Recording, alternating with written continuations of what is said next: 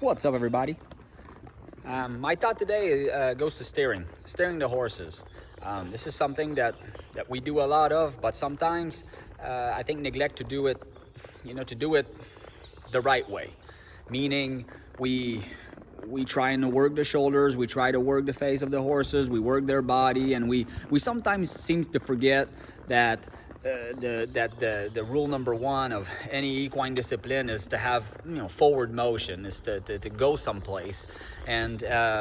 so I tend to remind myself, I tend to remind my students, to make sure that whenever you're trotting or you're loping and you're working the shoulders or you're steering or whatever you're doing, that you always have a destination in mind. You can look down at your horse and look at what you're doing, but it's important to know where you're headed and know what your goal is. And so with my young horses, sometimes I feel that we tend to be a little bit too quick at going and trying to collect them and hanging in their face, and forget a little bit that we just need to look where we're going and go that way, and that fixes a lot of problems altogether. So today Alex and I went backwards into the program, maybe 2 weeks to a month on certain of them, and just went back to steering them around and not touching them in the face whatsoever, just opening our inside hand and looking where we're going and steering them into that circle until we feel that the horse is steering into the circle without dropping his shoulder,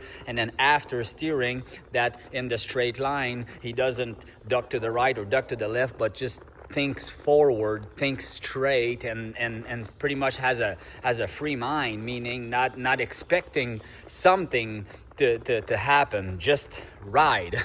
the horse. And so Alex and I've been steering the horses into the circles all day until that's what we get. And that reminded me that this is something that I've taught in my clinics in the past, or that I've utilized in training and teaching my young horses to stop, for instance, is I believe that our job is to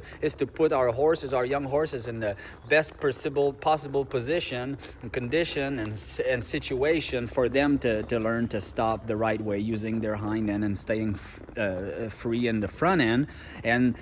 after a horse steered 90 degree and went straight in perfect balance, free of mind, relaxed, and not expecting anything, this is usually the best time to ask them to stop, because they're pushing from behind, their shoulders are naturally elevated in the front, and it's just an ideal situation and an ideal time to ask them to stop. So this is something that I've done with my 2-year-olds very, very much, and that I do often, but sometimes it's always good to go back to it. So that's what we did today. I